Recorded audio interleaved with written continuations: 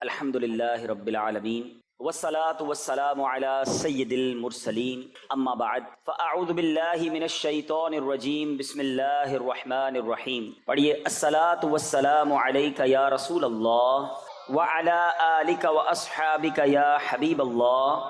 الصلاة والسلام علیک یا نبی اللہ وعلی آلک واصحابک یا نور اللہ. درود پاک پڑھنے کے بے شمار فضائل و برکات ہیں. بہت سارے فضائل درود پاک کے احادیث کے ذریعے اور بزرگان دین کے واقعات کے ذریعے ہمیں سننے کو ملتے ہیں، مگر آج جو حدیث پاک ہم سنیں گے اس میں ہمیں یہ احساس ہوگا کہ درود پاک پڑھنا تو باکمال کام ہے، بڑی سعادت ہے، بڑی روحانیت ہے، لیکن اگر درود پاک پڑھا نہ جائے، درود پاک زندگی میں شامل نہ ہو، اور بالخصوص جب سرکار دو عالم صلی اللہ تعالی علیہ وآلہ وسلم کا نام مبارک سنا جائے، ان کا نام لیا جائے، اور اگر اس وقت بھی درود پاک نہ پڑھا جائے تو یہ کتنی بڑی محرومی بھی ہے اور کتنی بڑی اس میں وعید یعنی اس کی سزا بھی ہے. ایک بار پیارے آقا علیہ الصلوۃ والسلام منبر اقدس پر جلوہ فرما ہوئے، اور جب پہلی سیڑھی پر قدم رکھا میرے آقا نے فرمایا آمین. اگلی سیڑھی پر قدم رکھا نبی پاک نے فرمایا آمین. پھر اس کے بعد تیسری سیڑھی پر قدم رکھا میرے آقا نے ارشاد فرمایا آمین. اچھا، صحابہ کرام علیہ رضوان کا ایک انداز بڑا نرالا تھا. جب وہ کوئی ان یوزول چیز دیکھتے تھے نا، غیر معمولی چیز دیکھتے تو سوال کر لیا کرتے، اور صحابہ کرام علیہ رضوان کے ان سوالات سے امت کا بڑا بھلا ہو گیا. ہمیں ایسی باتیں پتہ چل گئی کہ سبحان اللہ. اب جب صحابہ کرام علیہ رضوان نے دیکھا کہ نبی پاک نے ہر قدم پر آمین فرمایا تو عرض کی ارشاد فرمائیے، یہ آپ نے آج منبر کی سیڑھیوں پر جو آپ قدم رکھتے چلے گئے، آپ نے آمین ارشاد فرمایا، اس کی وجہ کیا ہے، اس کا ریزن کیا ہے؟ تو نبی پاک صلی اللہ علیہ وسلم نے جو ارشاد فرمایا اس کا خلاصہ اور مضمون یہ ہے کہ میرے پاس جبریل امین حاضر ہوئے. جب میں نے پہلی سیڑھی پر قدم رکھا، جو میں نے آمین کہا، تو اس میں جبریل امین نے یہ دعا کی کہ یا اللہ عز و جل، جو رمضان کو پالے اور اپنی مغفرت نہ کروا سکے وہ ہلاک ہو جائے، اس کی ناک خاک آلود، گویا وہ برباد ہو جائے. آقا فرماتے میں نے جبریل امین کی اس دعا پر آمین کہی. پھر دوسری سیڑھی پر قدم رکھا تو جبریل امین نے دعا کی کہ یا اللہ عز و جل، اس شخص کی ناک خاک آلود ہو، وہ برباد ہو جائے جو اپنے ماں باپ کو بڑھاپے کی حالت میں پائے اور ان کے ساتھ وہ اچھا سلوک نہ کرے، یعنی ماں باپ کی خدمت اسے جنت میں نہ پہنچا دے، وہ برباد ہو جائے. آقا فرماتے میں نے اس دعا پر آمین. تیسری سیڑھی پر قدم رکھا، جبریل امین نے دعا کی کہ یا اللہ، وہ شخص بھی برباد ہو، اس کی ناک خاک آلود ہو کہ جس کے سامنے سرور کائنات صلی اللہ تعالی علیہ وآلہ وسلم کا ذکر کیا جائے اور وہ نبی پاک پر درود نہ پڑھے، وہ بھی برباد ہلاک ہو جائے، اس کی ناک خاک آلود. نبی پاک فرماتے میں نے اس پر بھی آمین. ذرا غور کیجئے میٹھے اسلامی بھائیوں، یہ تینوں دعائیں کس درجے کی دعائیں ہیں. یہ دعا کرنے والے فرشتوں کے سردار ہیں، جبریل امین ہیں، اور دعا پر آمین کہنے والے جناب رحمت للعالمین صلی اللہ تعالی علیہ وسلم ہیں. اٹ مینز، اس کا مطلب کیا ہوا کہ یہ دعا تو کسی صورت بھی قبول ہونی ہے، کوئی شک اور شبے کی گنجائش نہیں ہے. تو ہم ان تین باتوں کو یاد رکھنا ہے. اگر ہم یہ کہیں تو شاید غلط نہیں ہوگا کہ ہم میں سے بہت سارے وہ ہیں جو ان تینوں صورتوں سے گزرتے ضرور ہیں. رمضان آنے والا ہے اور اس سے پہلے کئی رمضان گزارے ہم نے.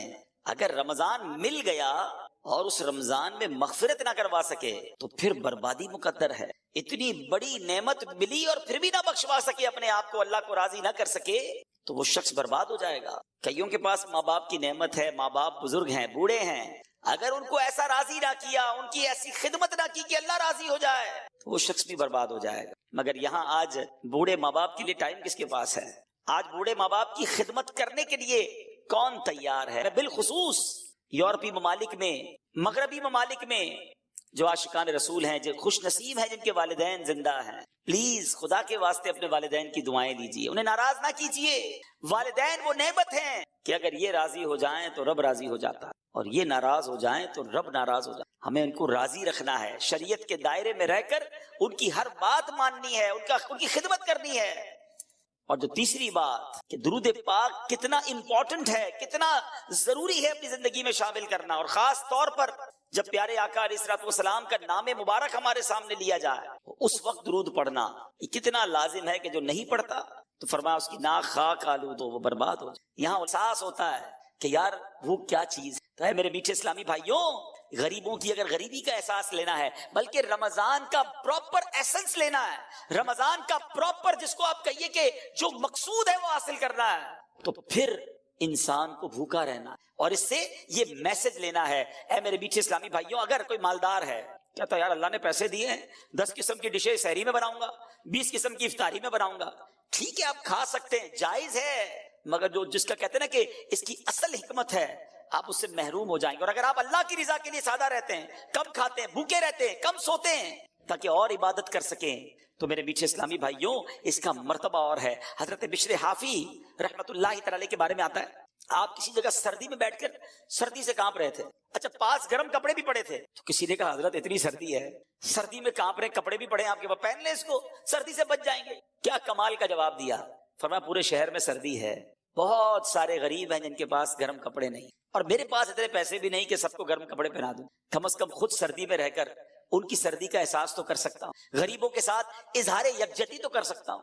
اب یہ اللہ والوں کا انداز ہے، مگر ادھر تو حال یہ ہے کہ غریب کی غربت کا مذاق اڑایا جاتا ہے، اس کو دکھا دکھا کے ایسے کام کیے جاتے ہیں جس سے اس کے دل پر اور افسوس طاری ہو جائے. ایک تو یہ سوشل میڈیا نے جو بیڑا غرق کیا ہے، اب تو حال یہ کہ افطار میں کیا پکا ہے پہلے اس کی تصویر جائے گی پھر افطار ہوگا، پتہ چلے آج ہمارے گھر میں کیسی افطاری بنی ہے، کون سے ہوٹل میں سحری کی ہے، کون سی جگہ پر افطاری کی ہے، دنیا بھر کو بتانا ہے تاکہ جس کے پاس پیسے نہیں ہیں وہ بھی تکلیف میں مبتلا ہو جائے. نہیں میرے میٹھے اسلامی بھائیوں، اگر اللہ نے آپ کو کوئی نعمت دی ہے تو اس کا مطلب یہ نہیں کہ لوگوں کو تکلیف دیں، لوگوں کو وہ نعمتوں کو دکھا کر ان کے دلوں میں رنج طاری کریں. یہاں تک لکھا گیا کتابوں میں کہ اپنے گھر میں اچھا کھانا بناؤ تو تھوڑا زیادہ بناؤ تاکہ پڑوسیوں کو دو، اور اگر نہیں دینا تو پھر ان کے سامنے اس کو ظاہر بھی نہ کرو.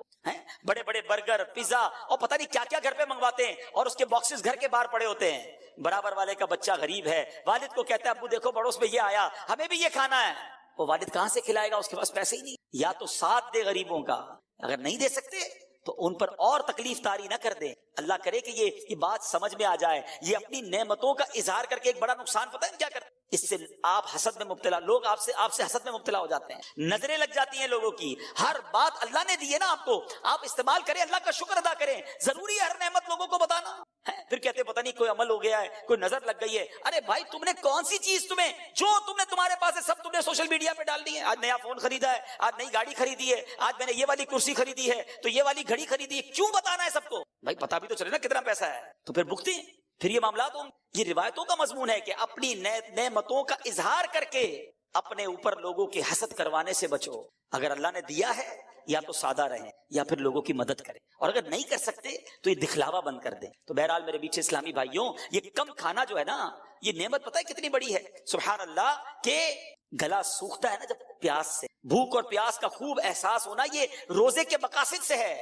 تو میرے بیچ اسلامی بھائیوں، اگر روزے کا اصل مقصد ہی فوت ہو جائے گا، ساتھ ہی کھانے سے طبیعت مدمزہ ہو جائے گی، معدہ بھی خراب ہونے کا امکان ہے، تو اگر آپ واقعی 30 کے 30 روزے رکھنا چاہتے ہیں، پورا مہینہ تراویح پڑھنا چاہتے ہیں، روز تلاوت کرنا چاہتے ہیں، درود پاک پڑھنا چاہتے ہیں، افطار کے وقت آنسو بہانا چاہتے ہیں، تاک راتوں میں ساری رات مسجد میں گزارنا چاہتے ہیں، تو اس کے لیے آپ کو کم کھانا، اس کے لیے پلان کرنا ہوگا کہ یہ مہینہ اس لیے نہیں آیا کہ میں نے کھانے پینے اور مزے اڑانے ہیں، یہ مہینہ تو اللہ کی راہ میں خرچ کرنے کے لیے آیا ہے، یہ مہینہ تو سجدے کروانے آیا ہے، یہ مہینہ تو تلاوت کرنے کے لیے آیا ہے. تو پھر انشاءاللہ اگر آپ کی پلاننگ ہوئی تو آپ اللہ نے چاہا خوب برکتیں لوٹ سکیں گے. اب میں ایک اور بات آپ کو بتاؤں، ایک مسلمان یہ بھی تو چاہتا ہے نا کہ اس کو یہ پتا چلے کہ نبی پاک علیہ الصلوۃ والسلام رمضان کیسے گزارتے تھے، پیارے آقا کا رمضان کیسا ہوتا تھا. آؤ میں آپ کو بتاتا ہوں کہ جن کے صدقے رمضان ملا ہے، جن کے صدقے قرآن ملا ہے، بلکہ صحیح بات تو یہ ہے کہ اللہ کے نبی کے صدقے ہی ہمیں رب کا راستہ ملا ہے، انہوں نے ہی ہمیں ایمان کی دولت سے نوازا ہے. وہ کتنا پیارا نعت کا شعر ہے نا کہ تیرے صدقے میں آقا، تیرے صدقے میں آقا سارے جہان کو دین ملا. میرے آقا کے صدقے میں سارے جہان میں یہ دین پھیلا ہے. وہ آقا رمضان کیسے گزارتے تھے؟ بی بی عائشہ صدیقہ رضی اللہ تعالی عنہا فرماتی ہیں کہ جب رمضان آتا تو نبی پاک کا چہرہ انور کا جو رنگ ہے نا وہ متغیر ہو جاتا، تبدیل ہو جاتا، اور میرے آقا نماز کی کثرت فرماتے، خوب دعائیں مانگتے، گویا خوف خدا نبی پاک کے چہرہ انور پر، قلب اقدس پر طاری ہو جاتا. بی بی عائشہ فرماتی ہیں کہ جب نبی پاک علیہ الصلوۃ والسلام کی بارگاہ میں رمضان آتا، احادیث کا مضمون ہے، تو جبریل امین آتے تھے اور آقا ان کے ساتھ خوب قرآن کا دور فرماتے. سبحان اللہ. ایک جگہ سیدنا عبداللہ بن عباس فرماتے ہیں جب ماہ رمضان آتا تو سرکار مدینہ علیہ الصلوۃ والسلام قیدیوں کو رہا کرتے اور ہر سائل کو عطا فرماتے. اللہ اکبر. رمضان میں آپ خصوصاً بہت زیادہ سخاوت فرماتے. جبریل امین رمضان کی ہر رات میں ملاقات کے لیے حاضر ہوتے. رسول کریم علیہ الصلوۃ والسلام ان کے ساتھ قرآن کا دور فرماتے. اور جب بھی حضرت جبریل علیہ الصلوۃ والسلام آپ کی خدمت میں آتے تو آپ علیہ الصلوۃ والسلام تیز چلنے والی ہوا سے بھی زیادہ خیر یعنی بھلائی کے معاملے میں سخاوت فرماتے. ہاتھ اٹھا کر ایک ٹکڑا اے کریم ہے سخی کے مال میں حقدار ہم. تو اے میرے بیچ اسلامی بھائیوں، نبی پاک کا رمضان کیسا ہوتا؟ تلاوت قرآن والا، دعاؤں والا، سجدوں والا. ایک جگہ فرماتی بی بی عائشہ صدیقہ رضی اللہ تعالیٰ عنہ کہ میرے آقا رمضان میں بستر پر تشریف نہ لاتے، یعنی رات عبادتوں میں گزرتی تھی، کم آرام ہوتا تھا. ادھر تو ایسے بھی کئی لوگ ملتے ہیں جو سارا دن ہی سوتے رہتے ہیں، نمازیں قضا کر دیتے، بھائی روزہ رکھا ہے، معاذ اللہ ثم معاذ. نماز بھی پڑھنی ہے، عبادت بھی کرنی ہے، روزہ بھی رکھنا ہے، اور انشاءاللہ عبادت بھی خوب کرنی، ثواب کمانا ہے. تو بہرحال میرے بیچ اسلامی بھائیوں، پیارے آقا کا رمضان دعاؤں کے ساتھ، گر گڑا کر نمازوں کے ساتھ، تلاوت قرآن کے ساتھ، اور پھر ہم نے سنا کہ سخاوت کے ساتھ. تیز آندھی سے چلنے والی ہوا سے بھی زیادہ میرے آقا سخاوت فرماتے. اب ہم نے کیا کرنا ہے؟ ہم نے بھی ان اعمال کی نیت کر لینی. تو پہلی نیت یہ کرتے ہیں انشاءاللہ کہ رمضان کے پورے روزے رکھیں گے، پوری تراویح پڑھیں گے. ارے ہر سجدے پر 1500 نیکیاں، جنت میں یاقوت کا گھر، جنت کا درخت. جو 8 رکعتیں پڑھ کے تراویح چھوڑ کے جاتے ہیں، سوچو کتنی نیکیاں چھوڑ گئے. 12 رکعتیں پڑھ کے نکل جاتے ہیں، ذرا سوچے کتنی نیکیاں چھوڑ گئے. کتنے جنت کے محل تم سے چلے گئے، کتنے خزانے چھوڑ دیے تم نے. 3 روزہ تراویح پڑھتا ہوں، کیوں؟ باقی دن تو پھر کاروبار کرنا ہے. اگر کوئی 3 روزہ 5 روزہ 7 روزہ ختم قرآن میں تراویح پڑھ لیتا ہے ٹھیک ہے، اگر وہ صحیح طریقے سے پڑھتا ہے، لیکن بقیہ دنوں کی تراویح معاف نہیں ہوئی ہے، وہ بھی پڑھنی ہے. روزانہ 20 تراویح پڑھیں گے انشاءاللہ، آخر رمضان تک پڑھیں گے انشاءاللہ. اب آتے سخاوت کی. سبحان اللہ. اس مہینے میں خوب اللہ کی راہ میں خرچ کریں. اور جب بھی اللہ کی راہ میں خرچ کریں نا، پہلے تو یہ ذہن بنا لیں، یہ جو ہوتا ہے نا کہ یار اب خرچ کریں گے تو کم ہو جائے گا، کیلکولیٹر تو یہی کہتا ہے. ہمیشہ یاد رکھیں 1 لاکھ روپے ہیں، 5000 دے دیے تو کیلکولیٹر تو بتائے گا 95,000 رہ گئے. لیکن انشاءاللہ میرے آقا کیا فرماتے ہیں وہ میں آپ کو بتاتا ہوں. نبی پاک علیہ الصلوۃ والسلام فرماتے ہیں، جس کا مضمون ہے کہ میں اللہ کی قسم کھا کر کہتا ہوں اللہ کی راہ میں خرچ کرنے سے مال کم نہیں ہوتا. تو یہ طے ہو گیا کہ بے شک دنیا کا حساب کچھ اور کہے، مصطفیٰ کریم علیہ الصلوۃ والسلام فرما رہے ہیں تو یہ مال ملٹی پلائی ہوگا، یہ بڑھے گا. اچھا ایسا نہیں ہے کہ اس کی مثالیں ہمارے ساتھ نہیں ہیں. جو حلال کماتا ہے، پوری زکات دیتا ہے، اس سے پوچھو ہر سال اس کی زکات بڑھتی چلی جاتی ہے. کیسے بڑھتی ہے بھائی؟ زکات بڑھنے کا مقصد کیا ہوا؟ آپ کا مال بھی تو بڑھ گیا نا. تو اللہ کی راہ میں خرچ کرنے سے مال کم نہیں ہوتا. اور بالخصوص زکات، اگر زکات آپ پر واجب ہے، آپ صاحب استطاعت ہیں، اور وہ جو تمام زکات کی شرائط ہیں، اس کے بعد اب زکات دینے کا وقت آ گیا، خدا را پوری زکات دیں. میں جو اب جملہ کہنے جا رہا ہوں یہ بڑے درد دل کے ساتھ کہہ رہا ہوں کہ بدقسمتی سے جس طرح دکھنے کو ملتا ہے کہ شاید 5-7% لوگ پورے پاکستان میں یا دنیا میں دیکھیں، 10% ہوگا یا 5-7% ہی ہوگا کہ رمضان کے علاوہ نماز پڑھتے ہیں. لیکن ایسا ہی لگتا ہے کہ شاید اتنی ہی پرسنٹیج پوری زکات دے، ورنہ لوگ اب زکات بھی نہیں. حالانکہ احادیث میں زکات کو مال کا میل قرار دیا گیا، یہ جس مال میں مل جائے گا نا اس مال کو بھی برباد کر دے گا. لیکن آج خیال ہی نہیں. یا تو زکات دینا بڑا بھاری پڑتا ہے، یہ چند 100 ہزار اور لاکھ والے شاید زکات دے دیتے ہوں، لیکن جب سے زکات لاکھوں اور کروڑوں میں پہنچتی ہے نا تو اب شیطان دل پکڑ لیتا ہے. اتنے پیسے زکات میں دے دے گا، اللہ اکبر. یہ 10 لاکھ کی زکات دینے والا جو گھبرا رہا ہے، یہ اللہ کا بندہ کیوں نہیں سوچتا کہ اللہ نے 4 کروڑ دیے تو 10 لاکھ بنی ہے نا. تمہیں تو شکر ادا کرنا چاہیے تھا. میں یہاں ایک مشورہ دیتا ہوں کہ جب بھی اللہ کی راہ میں خرچ کرنے کی باری آئے نا، زکات دینے کی باری آئے، صدقہ دینے کی باری آئے، تو خرچ بھی کرو اور اللہ کا شکر بھی ادا کرو کہ یا اللہ تیری مہربانی، تو نے دینے والا بنایا، مانگنے والا نہیں. تمہیں دیتے وقت بھاری پڑتا ہے، شکر ادا کرو اللہ نے دینے والا بنایا ہے. پوری زکات ادا کریں اور زکات بڑھ کر اور ادا کریں، صدقہ اور خیرات بھی کریں. لیکن یہاں دل پر بھار پڑ جاتا ہے. یہی تو امتحان ہے. سخی اللہ کو پسند ہے، یاد رکھیے گا میٹھے اسلامی بھائیوں. احادیث میں یہ مضمون ملتا ہے کہ سخی اللہ کے قریب، جنت کے قریب، لوگوں کے قریب ہوتا ہے اور دوزخ سے دور ہوتا ہے. اور جو بخیل ہوتا ہے نا، کنجوس، فرمایا وہ اللہ سے بھی، بندوں سے بھی دور، جنت سے بھی دور ہوتا ہے، دوزخ کے قریب ہوتا ہے۔ اپنے دل سے پوچھو کدھر ہے، سخاوت والی سائٹ پر ہے یا بخل والی سائٹ پر، کنجوسی والی سائٹ پر ہمارا دل ہے؟ تو ہے میرے بیچ اسلامی بھائیوں، ماہ رمضان یہ اللہ کی راہ میں خرچ کرنے کا مہینہ ہے، اور اگر آپ کی زکوٰۃ ادا ہو بھی جائے اور مزید نیکیاں کمانے کا موقع ملے نا تو اور خرچ کر دینا، جاتا کوئی نہیں ہے۔ ہاں، بڑی پیاری ایک حدیث پاک ہے جس کا مضمون ہے گن گن کر خرچ نہ کرو ورنہ وہ رب کریم بھی تمہیں گن گن کر عطا فرمائے گا۔ ارے اللہ جب دیے جا رہا ہے تو آپ خرچ کریں، اور یہ خرچ کرتے وقت اگر یہ مائنڈ سیٹ بن جائے نا، ذہن بن جائے کہ یہ میرے جیب سے نکل کر جہاں میرے ہی اکاؤنٹ میں رہا ہے، ہاں میرے ہی انشاءاللہ آخرت کے اکاؤنٹ میں جمع ہو رہا ہے، تو پھر دینے میں غم نہیں آئے گا۔ کوئی ایسا بندہ دیکھا ہے آپ نے کہ آپ کو ملے یار آج بہت موڈ آف ہے، کیوں بھائی؟ وہ لاکھ روپے جیب میں پڑے تھے، آتے آتے اپنے اکاؤنٹ میں ڈلا کے آ گیا، آپ کہیں گے کیا ہو گیا بھائی، جیب میں تھے آپ کے اکاؤنٹ میں چلے گئے، ٹینشن کس بات کی؟ تو بالکل ایسا ہی ہے، آپ نے جب بھی اللہ کی راہ میں خرچ کرنا ہے نا، کسی غریب کی مدد کرنی ہے، کسی رشتہ دار کی مدد کرنی ہے، کوئی مسجد میں چندہ دینا ہے، کوئی نیکی کا کام، واٹ ایور آپ نیکی کا کام کریں، فوراً سوچ لیں یہ میرے اکاؤنٹ میں ڈپازٹ ہو گیا ہے، اور ایسے اکاؤنٹ میں جمع ہوا ہے جہاں سے کوئی چھین بھی نہیں سکتا۔ ہاں، حدیث قدسی ہے، اللہ فرماتا ہے اے ابن آدم اپنا مال میرے پاس جمع کروا دے، نہ جلے گا، نہ ڈوبے گا، نہ چوری ہوگا، یعنی نہ کم ہوگا۔ خلاصہ حدیث ہے، اور اللہ فرماتا ہے میں اس دن تجھے دوں گا جس دن تجھے نیکی کی ضرورت ہوگی۔ یاد ہے نا قیامت کا دن کتنا نفسا نفسی کا دن ہوگا، ایسی نفسا نفسی میں میری نیکیاں ڈپازٹ ہیں، اور اللہ نے وعدہ فرمایا تجھے اس دن دوں گا جس دن تجھے نیکی کی ضرورت ہو۔ تو اس کا تو طریقہ یہ ہونا چاہیے کہ زکوٰۃ تو پوری دینی ہے، اس کے بعد بھی جب موقع ملے نا، یار تھوڑے پیسے ہیں یار تھوڑے اور ڈال دیتا ہوں آخرت کے اکاؤنٹ میں، تھوڑے اور جمع کروا دیتا ہوں۔ وہ نہیں کمیٹی ڈالتے لوگ، کمیٹی بی سی جس کو کہتے ہیں، یار تھوڑے تھوڑے جمع کر لو، برے وقتوں میں کام آئے گی۔ یہ شاندار کمیٹی ہے، یہ شاندار بی سی ہے۔ اللہ کی راہ میں خرچ کرتے رہا کرو، نیکی کا موقع ملے تلاش کر کے خرچ کر دیا کرو، تاکہ وہاں ملے کہ جہاں کوئی مدد کرنے والا نہیں ہوگا۔ تو ہے میرے بیچ اسلامی بھائیوں، پلیز، بڑی دکھ کی بات ہے کہ لوگ پوری زکوٰۃ ادا نہیں کر رہے، اور واقعی ایسا لگتا ہے کہ اگر ہمارے وطن کی صرف میں بات کروں نا، دنیا کی بات نہیں کرتا، چلیں ہمارے وطن میں، کیونکہ میرا صبح و شام کاروباری لوگوں سے ملنا رہتا ہے، بزنس کمیونٹی سے ملنا رہتا ہے، اگر ہمارے وطن میں لوگ پوری زکوٰۃ دے دینا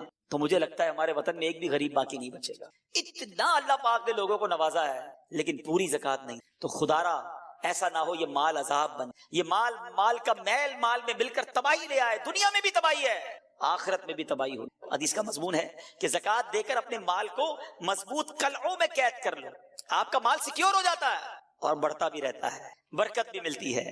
تو آئیے نیت کریں۔ اچھا، اسلامی بہنیں بھی مجھے سن رہی ہوں گی، سونا ہوتا ہے، زیور ہوتے ہیں، زکوٰۃ نہیں دیتی ہیں، اور پھر یہ کہتی ہیں ہم کماتی تھوڑی ہیں، یہ سونا عذاب بنا دیا جائے گا۔ روایتوں کا مضمون ہے کہ اسی سے عذاب دیا جائے گا اس شخص کو، آگ کا انگارہ بنا دیا جائے گا کہ جو سونے کی زکوٰۃ نہیں دیتا۔ تو پلیز، اگر میری بہنیں مجھے سن رہی ہیں، اسلامی بھائی سن رہے ہیں، اللہ پاک نے نوازا ہے تو اس میں کنجوسی نہ کرو، حساب کریں، پوری کیلکولیشن کریں۔ اگر آپ کو نہیں پتا تو معلومات کریں، علماء سے رابطہ کریں، آ جائیں کسی عالم دین کے پاس اور بتائیں کہ میرے پاس یہ سب کچھ ہے، اس پر کتنی زکوٰۃ ہے مجھے بتائیے، اور پوری زکوٰۃ ادا کریں۔ نیت کریں انشاءاللہ پوری زکوٰۃ ادا کریں گے۔ اب بتاتا ہوں کہاں ادا کریں، لیکن پہلے یہ پوری نیت کر لیں، ٹھیک ہے؟ پیچھے اگر زکوٰۃ ادا نہیں کی ہے اب تک، پچھلے سالوں کی نہیں کی، وہ بھی کرنی، یہ قرض ہے آپ پر، یاد رکھیے گا، یہ ادا کر دیں ورنہ اس کا جواب بند نہیں پڑے گا۔ تو بہرحال میرے پیچھے اسلامی بھائیوں، اچھا اب زکوٰۃ جس طرح ادا کرنے سے پہلے اس کی کیلکولیشن ضروری ہے کہ کتنی بنتی ہے، اس کا پورا نصاب ہے، یہ علم سیکھنا بھی ضروری ہے۔ اور اگر آپ کو نہیں معلوم تو جیسا میں نے کہا کہ ماشاءاللہ علماء کرام دعوت اسلامی میں موجود ہیں، دارالفتہ اہل سنت موجود ہے، رابطہ کر لیں، وہ گائیڈ کر دیں گے۔ جس طرح آپ نے آفس کا حساب کتاب بنانے کے لیے اکاؤنٹنٹ رکھا ہے، ٹیکس کی رپورٹ جمع کرانے کے لیے سال میں ایک ہی بار ٹیکس جمع کراتے ہیں، خود کیوں نہیں لکھ لیتے سارا؟ کیوں وکیل کے پاس جاتے نہیں؟ یار وہ ایکسپرٹ ہے، ذرا صحیح طریقے سے حساب بنائے گا، تو زکوٰۃ خود ہی بنا لیں گے آپ مفتی ہیں۔ اگر آپ کو یہ علم نہیں ہے تو معلوم کر لیں، کسی عالم دین سے مشورہ کر لیں تاکہ آپ کی زکوٰۃ پراپر ادا ہو جائے۔ اچھا اب آتے ہیں کہ زکوٰۃ دینی کہاں ہے۔ ظاہر اس کا بھی ایک پورا پروسیجر ہے کہ جو زکوٰۃ لینے کے مستحقین ہیں اس میں پہلا حق جو ہے آپ کے اپنے غریب رشتہ داروں کا، ٹھیک ہے، جو اس کی شرائط ہے زکوٰۃ کے حوالے سے، وہ شرائط اگر پوری ہوتی ہیں تو پہلا حق آپ کے اپنے غریب رشتہ داروں کا ہے، ان کو دیجیے۔ اور اس کے بعد میں گزارش کروں گا کہ عاشقان رسول کی مدنی تحریک دعوت اسلامی جو دین متین کا عظیم الشان کام کر رہی ہے، ایسا کام کر رہی ہے میٹھے اسلامی بھائیوں جس کی نظیر، جس کی مثال پوری دنیا میں آپ تلاش کریں آپ کو شاید نہیں ملے گی۔ تو وہ میرے اسلامی بھائی جو مجھے سن رہے ہیں، آپ کے پیسوں کا، آپ کے ڈونیشن کا، آپ کی زکوٰۃ کا بہترین استعمال دعوت اسلامی ہے۔ تو اس بار ہم نے اپنے غریب رشتہ داروں کے ساتھ ساتھ اپنی دعوت اسلامی کا بھرپور ساتھ دینا ہے، جس کے اربوں روپے کے اخراجات ہیں، اور ماہ رمضان میں میں دل کھول کر دعوت اسلامی کو ڈونیشن دینا ہے، بلکہ ایک اور اچھی نیت کر لیتے ہیں، میں اور آپ تو جتنی ہماری حیثیت ہے اتنا ہی ڈونیشن دے سکیں گے نا، لیکن اگر ہم چاہیں تو اپنے دوست احباب کے ذریعے بہت زیادہ مدنیتیات جمع کر سکتے ہیں۔ تو میں بھی نیت کروں اور آپ بھی نیت کر لیں کہ انشاءاللہ اپنا ڈونیشن اپنے مدنیتیات بھی دیں گے اور اپنے رشتہ داروں اور دوستوں سے بھی لے کر دیں گے انشاءاللہ۔ اللہ پاک ہم سب کو اپنی پیاری تحریک دعوت اسلامی کی خوب مدد کرنے کی توفیق عطا فرمائے اور اسے اپنی بارگاہ میں قبول بھی فرمائے۔ صلو علی الحبیب صلی اللہ تعالی علی محمد صلی اللہ علیہ وسلم۔ الحمدللہ رب العالمین والصلاة والسلام علی سید المرسلین یا ارحم الراحمین یا ارحم الراحمین یا ارحم الراحمین یا ربنا یا ربنا یا ربنا یا ربنا یا ربنا یا اللہ یا رحمان یا رحیم یا اللہ یا رحمان یا رحیم یا اللہ یا رحمان یا رحیم اللهم ربنا آتنا في الدنيا حسنة وفي الآخرة حسنة وقنا عذاب النار وقنا عذاب القبر وقنا عذاب الحشر وقنا حساب الميزان اللهم أجرنا من النار اللهم أجرنا من الشيطان اللهم إنك عفو كريم تحب العفو فاعف عنا يا كريم فاعف عنا يا غفور يا مقلب القلوب ثبت قلبي على دينك يا مصرف القلوب صرف قلوبنا على طاعتك اللهم إنا نسألك الأمن يوم الخوف ربنا لا تؤاخذنا يوم القيامة إنك لا تخلف الميعاد إنك على كل شيء قدير ربنا حاسبني حسابا يسيرا اللهم بلغنا رمضان بالصحة وعافية۔ اے رب کریم تیرے گناہ گار سیاہ کار بندے ہاتھ اٹھائے شرمندہ شرمندہ تیرے دربار میں حاضر ہیں۔ اے رب کریم ہمارے گناہ بہت زیادہ ہیں، ہم مانتے ہیں، مگر مالک تیری رحمت کا کوئی کنارہ نہیں ہے، تیری رحمت کے آگے ہمارے گناہ کچھ بھی نہیں ہیں۔ اے رب کریم ہم سب کی مغفرت فرما دے، ہمارے صغیرہ گناہ بھی معاف کر دے، ہمارے کبیرہ گناہ بھی معاف کر دے، ہمارے چھپ کر کیے ہوئے گناہ بھی معاف فرما، ہمارے اعلانیہ گناہوں کو معاف فرما۔ اے کریم کچھ ہی لمحوں میں کچھ ہی دنوں میں رحمتوں والا مہینہ آنے والا ہے۔ اے اللہ ہمیں صحت کے ساتھ عافیت کے ساتھ ماہ رمضان سے ملا دے، پورے روزے رکھنے والا بنا دے، پوری تراویح پڑھنے والا بنا دے، خوب تلاوت کرنے کا ذوق عطا فرما۔ تیری طاقت تیری طرف سے اگر طاقت ملی تو یہ ہوگا مولا، ورنہ ہم تو سست ہیں، ہم کاہل ہیں۔ اے اللہ ایسی توفیق دے دے کہ تیرے پسندیدہ بندوں جیسا رمضان ہم بھی گزارنے میں کامیاب ہو جائیں۔ ایک رمضان تو مولا زندگی میں ایسا گزاریں جس پہ مالک تیری بارگاہ میں خوب جی بھر کر عبادت کریں۔ اب تک کئی رمضان گزارے ہیں، ہمیں معلوم ہے غفلت میں گزارے ہیں، بلکہ ساری زندگی ہی ایسی گزار دی کہ ایک سجدہ یاد نہیں جو تیرے دربار کے شایان شان ہو، ایک نیکی ایسی معلوم نہیں جو تیرے دربار میں قبول ہوئی کہ نہیں۔ میرے مولا ہماری غفلتیں معاف کر دے، ہماری سستیاں معاف کر دے، اور اب اپنے پسندیدہ بندوں میں ہمیں شامل فرما لے۔ اے رب کریم نہ جانے کہاں کہاں تیرے بندے اور تیری بندیاں ہاتھ اٹھائے اس دعا میں شامل ہوں گے۔ اے اللہ بیماروں کو شفا دے دے، قرض داروں کے قرضے اتر جائیں، بے اولادوں کو نیک اور صالح اولاد دے دے، جن کو اولاد دی ہے ان والدین کو اولاد کا سکھ نصیب فرما، اولاد ماں باپ کی فرما بردار بنا دے۔ اے رب کریم قرض داروں کے قرضے اتر جائیں، ہم سب کے رزق حلال میں برکت ڈال دے، رزق حرام سے ہم سب کو محفوظ فرما۔ اے اللہ کرم کر، بڑے دن ہو گئے مدینہ دیکھے مولا۔ اے اللہ اے رب کریم جلدی جلدی مدینہ دکھا دے، ہمیں بھی کعبہ دکھا دے، رمضان مکہ مدینہ دکھا، اسی سال حج کی سعادت بھی عطا فرما۔ اے اللہ ہم سب کی جان مال عزت آبرو آل اور اولاد دین اور ایمان کی حفاظت فرما، ہمیں حاسدوں کے حسد سے بچا لے، بد نظروں کی بد نظری سے بچا، شیطان کے شر سے بچا، جادو ٹونے آسیب سے بچا، زمینی اور آسمانی بلاؤں زلزلوں طوفانوں اور وائرسوں سے محفوظ فرما۔ اے رب کریم ہماری دعوت اسلامی کو خوب ترقیاں عطا فرما، ہمیں بھی دعوت اسلامی کا بڑھ چڑھ کر مدنی کام کرنے والا بنا دے، دعوت اسلامی کا بڑھ چڑھ کر تعاون کرنے والا بنا دے۔ امیر اہل سنت اور تمام علماء اور مشائخ اہل سنت کا سایہ ہمارے سروں پر تا دیر قائم و دائم فرما۔ اے رب کریم، جو جو ہمارے حق میں بہتر ہے ہمیں عطا فرما دے، جو حق میں بہتر نہیں اس کا خیال بھی ہمارے دل سے نکال دے۔ میں کیوں کہوں مجھ کو یہ عطا ہو وہ عطا ہو، میں کیوں کہوں مجھ کو یہ عطا ہو وہ عطا ہو، وہ دو کہ ہمیشہ میرے گھر بھر کا بھلا ہو، مٹی نہ ہو برباد پسے مرگ الہی، جب خاک اڑے میری مدینے کی ہوا ہو، جب خاک اڑے میری مدینے کی ہوا ہو۔ ببرکۃ ان اللہ وملائکتہ یصلون علی النبی یا ایھا الذین آمنوا صلوا علیہ وسلموا تسلیما، صلی اللہ علی النبی الامی وآلہ صلی اللہ علیہ وسلم، صلاۃ وسلاما علیک یا سیدی یا رسول اللہ۔ اللہم ربی یسر ولا تعسر وتمم لنا بالخير يا فتاح وبك نستعين، وصلى الله تعالى على خير خلقه ونور عرشه سيدنا ومولانا محمد وآله وصحبه اجمعين برحمتك يا ارحم الراحمين۔ کہ وہ عادی ہوتا ہے، suddenly all of the sudden پورا سال گزرنے کے بعد جو اچانک روزے رکھنا شروع کرتے ہیں ان کو زیادہ بعض اوقات روزہ جو ہے وہ فیل ہوتا ہے۔ بہرحال نبی پاک علیہ الصلوۃ والسلام کا ایک اور فرمان سنیں، اے روزہ دارو تمہیں مبارک ہو۔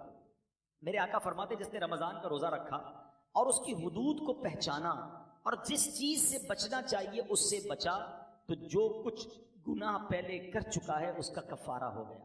یعنی روزہ پچھلے گناہوں کا کفارہ ہے۔ روزے کی ایک اور شاندار فضیلت، نبی پاک فرماتے جس نے ایک دن کا روزہ رکھا، اللہ عز و جل کی رضا حاصل کرنے کے لیے اللہ عز و جل اسے جہنم سے اتنا دور کر دے گا جتنا ایک کوا جو بچپن سے اڑنا شروع کرے یہاں تک کہ بوڑھا ہو کر مر جائے۔ اچھا، کوے کی عمر بتائی جاتی ہے کہ 500 سال ہوتی ہے۔ 500 سال تک پرندہ اڑے گا تو کتنا دور ہوگا؟ اللہ ایک روزہ رکھنے والے کو جہنم سے اتنا دور کر دے گا۔ مبارک ہو ان کو جو پورا مہینہ روزہ رکھتے ہیں اور ماشاءاللہ نفلی روزے بھی رکھتے ہیں۔ ایک اور خوبصورت بات، میرے آقا علیہ الصلوۃ والسلام فرماتے ہیں ہر شے کے لیے زکوٰۃ ہے، اور جسم کی زکوٰۃ روزہ ہے، اور روزہ آدھا صبر ہے۔ اللہ اکبر، یعنی آپ کی باڈی کی زکوٰۃ ادا ہو رہی ہے کہ جب آپ رمضان میں روزے رکھ رہے ہیں۔ ماشاءاللہ، تو ہمیں روزے کی پابندی کرنی چاہیے۔ ایک اور حدیث سن لے، پھر میں انشاءاللہ روزے کے کچھ احکام بیان کرتا ہوں، اور یہ بڑی کمال کی حدیث ہے۔ نبی پاک علیہ السلام نے فرمایا کہ قیامت والے دن روزہ داروں کے لیے ایک سونے کا دسترخوان رکھا جائے گا جس سے وہ کھائیں گے، حالانکہ لوگ حساب کتاب کے منتظر ہوں گے۔ اب ذرا سوچئے، آج بھوک لگ رہی ہے، پیاس لگ رہی ہے، کھانے سے رکے ہو نا، اس دن جب لوگوں کو حساب کتاب دینا ہوگا، قیامت کے دن لوگ حساب کتاب دے رہے ہوں گے، مگر جو روزہ دار ہوں گے ان کو قیامت کے دن جنتی دسترخوان لگا کر وہاں کھانا کھلایا جا رہا ہو۔ اس کا مطلب کیا ہوا؟ ادھر بھوکے رہ جاؤ، ادھر نعمتیں ملیں گی۔ اگر ادھر کھانا ہے، ادھر روزہ نہیں رکھنا ہے، تو ادھر کی محرومی ہے۔ اب آپ کی مرضی ہے، چوز کیا کرنا ہے، سلیکٹ کیا کرنا ہے۔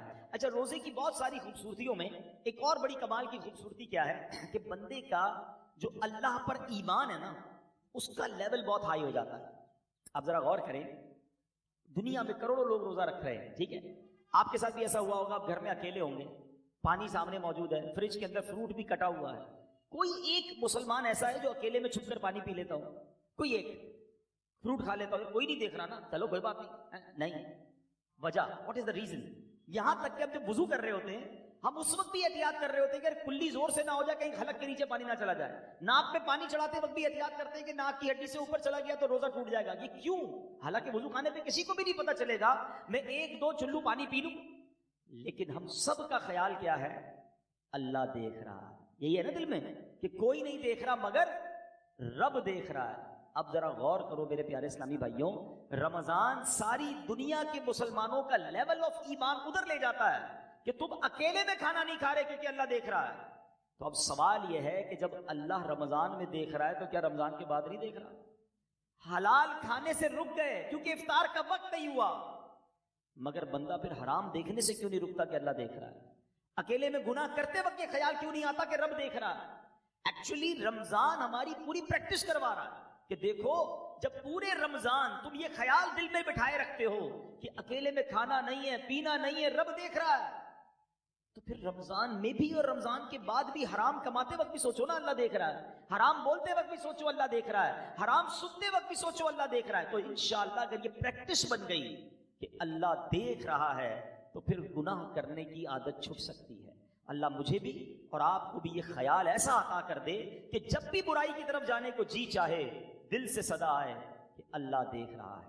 بالکل اسی طرح میرے پیارے اسلامی بھائیوں، رمضان میں جو ہم روزہ رکھتے ہیں اور چیزوں کی جزا بیان ہوئی ہے کہ بھائی اس کے بدلے جنت کا گھر ملے گا، جنت کے درخت ملیں گے، جنتی کھانے ملیں گے. اب آؤ روزے کی ایک اور فضیلت سنو. میرا کوئی بھائی، میری کوئی بہن اور روزہ کبھی قضا نہ کرے. روزہ قضا کرنے کا خیال بھی آئے تو دل میں یہ نہ لائے. لوگ کہتے ہیں یار کام کاج بہت ہوتا ہے، نوکری مجھے کرنی ہوتی ہے.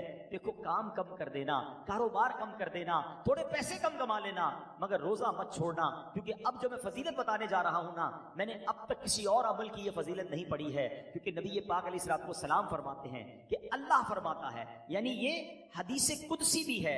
اللہ فرماتا ہے فَإِنَّهُ لِي وَأَنَا أَجْزِي بِهِ. اللہ فرماتا ہے روزہ میرے لیے ہے اور اس کی جزا میں خود دوں گا. باقی چیزوں کی جزا رب فرشتوں کے ذریعے عطا فرماتا ہے، مگر روزہ دار کے لیے رب نے فرمایا اس کی جزا میں خود عطا فرماؤں گا. بلکہ علماء اس کو ایک اور انداز سے بھی پڑھتے ہیں، انا اجزا بہی. اس کے معنی یہ ہو گئے کہ روزہ میرے لیے ہے اور اس کی جزا میں خود ہوں. یعنی رب فرما رہا میں اس کا ہو جاتا ہوں. تو اے روزہ دارو، جس کا رب ہو جائے تو اس کے کام کیوں نہ بن جائیں، اس کی مشکلیں آسان کیوں نہ ہو جائیں. اور ایک اور میں شریعت کی لاجک بتا دیتا ہوں. بہت سارے کاموں میں نوجوان کہتے ہیں کہ جناب ادھر جو ہے بہت دل چاہتا ہے کہ بڑے بڑے میرے گھر ہوں، بڑی بڑی گاڑیاں ہوں، چاہے اس کے لیے حرام کمانا پڑے. دیکھو حرام کما کر اچھے گھروں کے لیے پیسے حرام مت کمانا، ادھر چھوٹے گھر میں صبر کر لو. اللہ نے تمہارے لیے جنتی گھر تیار کر رکھے ہیں. کچھ لوگ ادھر شراب پیتے ہیں، اللہ کو ناراض کرتے ہیں. دیکھو ادھر شراب نہ پینا، صبر کر لو. اللہ نے جنتیوں کے لیے جنتی شراب تیار کر رکھی ہے. مردوں کو زیور پہننے سے منع کیا کہ دیکھو یہاں زیور مت پہننا، سونا چاندی مرد کو پہننا الاؤ نہیں ہے، مگر جنت میں مردوں کو سونے کے زیورات عطا کیے جائیں گے. ادھر حرام عورتوں کی طرف، ناجائز عورتوں کے پاس جانا، جو حرام ہیں ان کے قریب مت جانا. جی تو چاہتا ہے، شیطان تو بلاتا ہے، مگر حرام کاری سے بچ جاؤ. اللہ نے جنت میں جنتیوں کے لیے حوریں تیار کر رکھی ہیں. اگر آپ اس لاجک سے دیکھیں نا، جس چیز سے شریعت نے ہمیں یہاں روکا ہے، جس کا دل بھی چاہتا ہے، شریعت نے یہاں سمجھا دیا کچھ سال رک جاؤ، جنت نہ ختم ہونے والی ہے. اللہ نے آلٹرنیٹ شاندار وہاں تیار کر رکھا ہے. یہاں بڑے گھر دیکھ کر اپنے گھر پہ مایوس نہ ہو جاؤ، صبر کی زندگی گزارو. اللہ نے بڑے بڑے محل جنتیوں کے لیے تیار کیے ہیں. تمہارے پاس اگر یہاں گاڑی نہیں ہے، مایوس نہ ہونا، حرام کی طرف مت جانا. جنتیوں کے لیے اللہ نے جنتی سواریاں تیار کی ہیں. یہاں اگر مہنگے اور اچھے کھانے نہیں کھا سکتے، پیسے تھوڑے ہیں، حرام کی طرف مت جانا، صبر کر لینا. اللہ نے جنتیوں کے لیے جنتی دسترخوان لگائے ہوئے ہیں، جنتی مشروب موجود ہیں. ارے انسان جو تمنا کرے گا اللہ اس قسم کا کھانا اس کے سامنے عطا فرما دے گا. تو جب وہ نعمتیں موجود ہیں تو کچھ صبر کے ساتھ، کچھ قناعت کے ساتھ، اللہ کی رضا کے ساتھ اور حلال روزی کے ساتھ زندگی گزار لیں. انشاءاللہ دنیا بھی بہتر ہوگی اور آخرت بھی بہتر ہو جائے گی. اب میں چاہوں گا کہ بیان میں کچھ روزے کے اہم مسائل بھی ہم سن لیں. بعض اوقات کچھ روزہ داروں کو کنفیوژن ہوتی ہے. سب سے پہلے تو یہ سمجھ لیں کہ افطار اور سحری کا ٹائم جو بھی آخری ٹائم ہے، جو کراچی میں ہے یا باہر مجھے سن رہے ہیں، ہمیشہ یاد رکھیں اذان کا انتظار نہیں کرنا. اذان نماز کے لیے ہوتی ہے، سحری بند کرنے کے لیے نہیں ہوتی ہے. ٹھیک ہے نا؟ ہو سکتا ہے مؤذن صاحب 5 منٹ لیٹ ہو جائیں، کبھی ان کی جناب اچھا کچھ لوگ کہتے ہیں اذان ہوگی تو روزہ بند کریں گے، اور اگر آپ کے علاقے میں لائٹ ہی چلی گئی اور مائک ہی بند ہو گیا مسجد کا، پھر کیا کریں گے؟ روزہ بند نہیں کریں گے. تو اذان جو ہے وہ روزہ بند کرنے کے لیے، افطار کے لیے نہیں ہوتی، وہ نماز کے لیے ہوتی ہے. روزے کا تعلق ٹائمنگ سے ہے. وقت سحر یعنی فجر کا وقت شروع ہوا، جیسے ہی شروع ہوا اب آپ کھا پی نہیں سکتے. 1 سیکنڈ بھی آپ نے زیادہ کھا لیا تو اب پورا دن آپ بے شک بھوکے رہیں، روزہ نہیں ہوگا، آپ کا روزہ شروع ہی نہیں ہوا. تو بیسٹ طریقہ کیا ہے؟ اپنی گھڑی کا ٹائم سیٹ رکھیں. اب تو موبائل فون آ گئے ہیں، جو انٹرنیٹ والے موبائل ہوتے ہیں اس میں بھی موبائل ٹائم بڑا پرفیکٹ پتہ چل رہا ہوتا ہے. 5 منٹ پہلے، کوئی لازم تھوڑی ہے کہ آخری منٹ تک کھانا پینا ہے، 5 منٹ پہلے آپ کھانا پینا بند کر دیں. ٹوتھ پیسٹ وغیرہ کرنا ہے تو بھی کر لیں اور اپنے تمام معاملات سے فارغ ہو جائیں. درود پاک پڑھیں تاکہ آپ فرض روزہ ہے نا، اگلے 15 گھنٹے بھوکا رہنے کے لیے تیار ہیں تو 5 منٹ زیادہ بھوکا رہ جائے نا بھائی. 5 منٹ 10 منٹ پہلے فارغ ہو جائیں سحری سے. بالکل اسی طرح افطار میں بھی آپ نے کرنا یہ ہے کہ افطار میں آپ نے گھڑی دیکھ کر افطار کرنا ہے، ٹائم دیکھ کر افطار کرنا ہے. 1 آدھ منٹ اوپر ہو جائے خیر ہے، پہلے افطار نہ ہو جائے. بعض اوقات ہوتا ہے لوگوں کی گھڑی ٹائم پہ نہیں ہوتی, 5 منٹ پہلے افطار کر لیتے ہیں. آپ کو پتا ہونا چاہیے کہ ٹائم ہوا کہ نہیں. اور بالکل اسی طرح اذان مغرب کی نماز کے لیے ہوتی ہے, افطار کے لیے نہیں ہوتی. اس میں بعض اوقات 2 گڑبڑ ہو جاتی ہیں. ایک ہی ہو جاتی ہے کہ کبھی مؤذن صاحب سے بھی غلطی لگ سکتی ہے, جلدی اذان دے دی, آپ نے اذان سنی, روزہ کھول لیا, تو آپ کا روزہ چلا گیا. اب ٹائم دیکھیں ٹائم ہوا ہے کہ نہیں.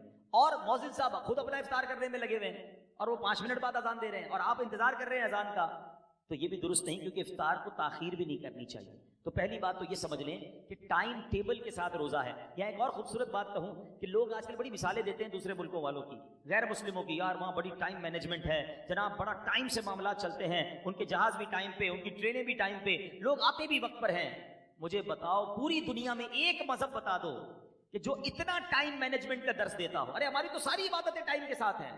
وقت سے 1 منٹ پہلے آپ کو سحری بند کرنی ہے تو روزہ ہوگا, وقت گزرنے کے بعد 1 منٹ اوپر چلا گیا روزہ ہی شروع نہیں ہوگا. افطار گھڑی کے مطابق کرنا ہے. بالکل ساری دنیا کے مسلمان ٹائم پہ افطار کرتے ہیں. ہماری ساری اذانیں, مسجد کا ٹائم ٹیبل دیکھیں, آپ کی ٹرین لیٹ ہو سکتی ہے, جہاز لیٹ ہو سکتا ہے. ہم نے دیکھا سردی ہو, گرمی ہو, بارش ہو, آندھی ہو, طوفان ہو, دنیا بھر کی مسجدوں میں وقت پہ اذان ہوتی ہے, وقت پہ جماعت ہوتی ہے. لاکھوں مسجدوں میں کیسی شاندار ٹائم مینجمنٹ ہے. اسلام کی کتنی عبادتیں ٹائم کے ساتھ ہیں. ارے جناب ہم حج پہ جائیں تو کب عرفات میں رہنا ہے, کب عرفات سے نکلنا ہے, کب پہلے نہیں نکلنا ہے, کب مزدلفہ پہنچنا ہے, کب مینا پہنچنا ہے, کون سے دن طواف زیارت کے ہیں.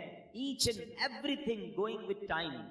اسلام جتنا ٹائم مینجمنٹ سکھاتا ہے نا, اتنا دنیا کا کوئی مذہب نہیں سکھاتا. ہاں یہ ضرور کہہ سکتے ہیں کہ ٹائم مینجمنٹ اسلام میں ضرور ہے, مسلمان اس سے سیکھتے نہیں ہیں. تو ہمیں دوسروں کی مثالیں دینے کی کیا ضرورت ہے, ہمارا دین ہمیں شاندار ٹائم مینجمنٹ سکھاتا ہے. اچھا انجیکشن, روزے میں اگر کسی کو خون دینا ہے, جب آپ خون دیں گے تو آپ کا وضو ٹوٹے گا, لیکن اگر آپ انجیکشن لگواتے ہیں اس سے روزہ نہیں ٹوٹے گا. ٹھیک ہے, کان میں اگر کوئی ڈراپ ڈالتا ہے, اگر اس کا کان کا پردہ پھٹا ہوا نہیں ہے تو بھی اس سے روزہ نہیں ٹوٹے گا. ہاں آنکھ میں اگر کوئی ڈراپ ڈالتا ہے تو اس سے علماء فرماتے ہیں روزہ ٹوٹ جائے گا. تو ہمیں روزے کے بارے میں یہ معلومات بھی ہونی چاہیے. بعض اوقات لوگ جو ہے احتیاط نہیں کرتے اور وہ احتیاط نہ کرنے کی وجہ سے ان کا روزہ ٹوٹ جاتا ہے. جب یہ فرض ہے تو اس کے احکام سیکھنا بھی ضروری ہے, اس کی احتیاطیں سیکھنا بھی ضروری ہے. تو بہرحال میرے پیارے اسلامی بھائیوں, افطار کے وقت ایک اور کام کرنے والا ہے جو نارملی ہمارے یہاں نہیں ہوتا, کیونکہ روزانہ افطار کے وقت 10 لاکھ گناہگار جہنم سے آزاد کیے جاتے ہیں. روزانہ یہ اتنا مبارک مہینہ ہے, اس میں روزانہ افطار کے وقت 10 لاکھ گناہگار آزاد جہنم سے کیے جاتے ہیں. اور جب جمعرات کی رات آتی ہے اور جمعے کا دن آتا ہے تو فرمایا ہر لمحے 10 لاکھ گناہگار جہنم سے آزاد کیے جاتے ہیں. اب آپ سوچیں کہ افطار کے وقت ہماری کیا کیفیت ہونی چاہیے. ہمارے گھروں میں تو ایک ہنگامہ مچا ہوتا ہے, شربت کدھر ہے, تو پکوڑے کدھر ہے, تو فلاں چیز نہیں آئی. ان آئٹموں کے چکر میں پڑنے کی بجائے افطار کے وقت اے کاش ہاتھ اٹھے ہوں, آنسو بہ رہے ہوں اور یہ التجائیں ہوں کہ مولا آج بھی 10 لاکھ بخشے جائیں گے, آج بخشے جانے والوں میں ہمارا نام لکھ دے. تو جب اس کیفیت کے ساتھ آپ افطار کیا کریں گے تو انشاءاللہ کبھی نہ کبھی تو ہمارا بھی نمبر آ جائے گا. تو آج بھی مدنی چینل پر آپ دیکھیں کہ افطار کے وقت کیا منظر ہوتا ہے. آنسو ہوتے ہیں, دعائیں ہوتی ہیں, التجائیں ہوتی ہیں. میں تو دنیا بھر کے ویور سے کہوں گا کہ جب بھی افطار کا وقت آئے آپ مدنی چینل کے ساتھ اپنے گھر والوں کے ساتھ امیر اہل سنت کی ان عظیم دعاؤں میں شامل ہو جائیں. نہ جانے کس کی آمین کے صدقے ہمارا بھی بیڑا پار ہو جائے. تو ہمیں افطار کا وقت جو ہے یہ بڑا مبارک وقت ہے, یہ دعاؤں کی قبولیت کا وقت ہے. پھر رمضان کی راتیں, رمضان کی راتیں کتنی مبارک ہیں آپ کو پتہ ہے. سارا سال میں اور آپ اللہ سے دعا کرتے ہیں نا, یا اللہ میری پکار سن لے, میری توبہ قبول کر لے, میری مغفرت فرما دے, میرا فلاں کام فرما دے. ہم اللہ سے دعا کر رہے ہیں. آپ کو پتہ ہے رمضان کی راتوں میں کیا ہوتا ہے, رحمت کے فرشتے یہ آواز لگاتے ہیں, ہے کوئی مانگنے والا کہ اس کی توبہ قبول کی جائے, ہے کوئی توبہ کرنے والا کہ اس کی توبہ قبول کی جائے, ہے کوئی سوالی کہ اس کا سوال پورا کیا جائے. یعنی رمضان میں ادھر سے آفر ہے کہ مانگ لو میں دے رہا ہوں, مغفرت چاہیے تو میں مغفرت دے رہا ہوں, توبہ کرنی تو میں توبہ قبول کر رہا ہوں. مگر آپ دیکھیں کہ آج ہماری راتیں کہاں خرچ ہو رہی ہیں. بہت بڑی تعداد میں لوگ کھانے پینے, گھومنے پھرنے, کرکٹ میچز, پتہ نہیں کیا کیا کر رہے ہیں رمضان میں. ارے اللہ کے بندو, یہ راتیں عبادت کی ہیں, یہ راتیں دعائیں کی ہیں, یہ مانگنے کی ساری زندگی پڑی ہے کھانے پینے کی. تو خدارا رمضان کی راتوں کو ضائع نہ کریں. اور اب میں آخری بات اپنے بیان کی کر لوں جو میں سمجھتا ہوں میرے بیان کی سب سے اہم بات ہے. وہ کیا ہے, یہ اب تک تو میں نے رمضان میں عبادت نیکیاں کرنے کے بارے میں بات کی نا, یہ تو چلے تھوڑی بہت لوگ کر ہی رہے ہیں یا کرتے ہیں, مگر رمضان میں گناہ نہیں کرنا ہے, اس کی طرف توجہ کم لوگوں کی ہے. کیوں؟ دیکھیے رمضان میں گناہ کی پکڑ بھی زیادہ ہے، رمضان میں گناہ کا عذاب بھی زیادہ ہے، مار بھی زیادہ پڑے گی. کیوں؟ بھائی مسجد کے باہر کوئی گناہ کرے گناہ ہے، لیکن کوئی مسجد کے اندر آ کر گناہ کرے تو بڑا شدید گناہ ہے. کوئی اللہ کا گھر میں جا کر گناہ کرے گا تو اللہ کی غضب کو دعوت دے گا نا. مکہ شریف میں جا کر کوئی ایک نیکی کرے، حدود حرم میں تو ایک نیکی 1,00,000 نیکی کے برابر، مگر وہاں کوئی گناہ کرے تو 1,00,000 گناہ کے برابر. اس کی وجہ کیا ہے؟ اتنے مقدس جگہ پر آئے ہو جہاں ساری دنیا عبادت کر رہے تم ادھر بھی گناہ کر رہے ہو. بالکل اسی طرح رمضان بڑا مقدس مہینہ ہے، جو رمضان میں گناہ کرے گا، حدیث میں یہ مضمون ملتا ہے کہ جو ایک گناہ رمضان میں کرے اس کے 1 سال کے اعمال برباد کر دیے جائیں گے. ہمارے ہاتھ میں موبائل ہوتا ہے، موبائل کھولا پتہ نہیں کیا دیکھ رہے ہیں، کیا سن رہے ہیں. خدا را اپنی زبان پر، اپنی آنکھوں پر، اپنے کانوں پر ہمیں قابو رکھنا ہے. یہ صرف کھانے پینے سے رکنے کا نام روزہ نہیں ہے. آنکھوں کا روزہ یہ بندہ حرام نہ دیکھے، زبان کا روزہ یہ بندہ حرام نہ بولے، پیٹ کا روزہ یہ بندہ حرام نہ کھائے. ادھر جناب بھوکے پیاسے تو ہیں، باقی سارے گناہ ہو رہے ہیں. احادیث میں مضمون بھی ملتا ہے کہ وہ شخص جو بھوکا پیاسا رہے مگر گناہوں سے نہ بچے، ایسے بندے کے بھوکا پیاسا رہنے کی اللہ کو کوئی ضرورت نہیں ہے. تو کچھ لوگ رمضان میں فلمیں دیکھتے ہیں، ڈرامے دیکھتے ہیں، ٹائم پاس کر رہا ہوں یار، موبائل پہ گیمیں کھیل رہے ہیں. فضول کام نہ کریں نا. یہ پتہ نہیں اگلا رمضان ہمیں ملے نہ ملے. تلاوت کریں، ذکر و اذکار کریں، عبادت کریں، اور اس رمضان میں میں نے اور آپ نے مغفرت حاصل کرنی ہے. یہ بات یاد رکھیے گا. میرے آقا علیہ الصلوۃ والسلام نے جبریل امین کی ایک دعا پر آمین ارشاد فرمائی. صحابہ نے پوچھا حضور آپ نے کون سی دعا پر آمین فرمائی؟ تو نبی پاک نے فرمایا کہ مجھے جبریل امین نے یہ دعا کی کہ اے اللہ، جو رمضان کو پائے اور اپنی مغفرت نہ کروا سکے وہ ہلاک و برباد ہو جائے. اب ذرا سوچیں میرے پیارے اسلام بھائی، دعا کون کر رہا ہے؟ فرشتوں کا سردار. اور آمین کون کہہ رہے ہیں؟ نبیوں کے سردار. تو دعا تو قبول ہی قبول ہے نا. اب رمضان میں جس کی مغفرت نہ ہوئی نا وہ برباد ہو جائے. تو روتے رہیے، التجائیں کرتے رہیے، اللہ سے معافی مانگتے رہیے، تلاوت کرتے رہیے. پتہ نہیں اگلی بار رمضان نصیب ہو کہ نہ ہو. جن کو اللہ نے نوازا ہے غریبوں کی مدد کیجیے، سحر و افطار میں خرچ کیجیے، اپنی زکوٰۃ پوری دیجیے اور اللہ کی راہ میں اور خرچ کیجیے تاکہ غریب مسلمانوں کا بھی بھلا ہو جائے. اللہ کریم سے میں دعا کرتا ہوں کہ رب کریم ہم سب کو ماہ رمضان کی برکت عطا فرمائے، روزے اس کی روح کے مطابق رکھنے کی توفیق عطا فرمائے.